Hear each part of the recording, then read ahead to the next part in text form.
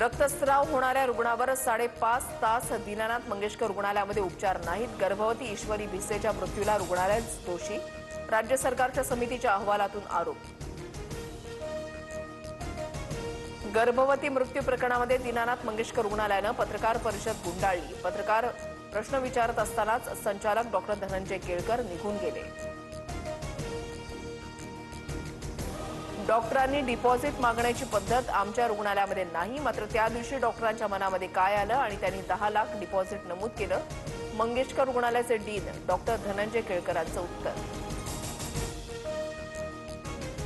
Mangeshkar रुग्णालयामधील doctor Sushrut Ghaisas यांना गर्भवती ईश्वरी भिसे मृत्यू प्रकरणात वादात प्रसूतीसाठी 10 लाख डिपॉझिट मागितल्याचा ठपका.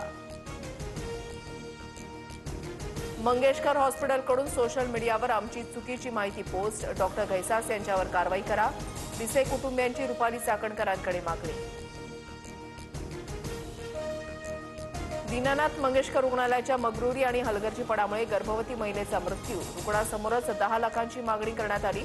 रुपाली चाकणकर संतापल्या.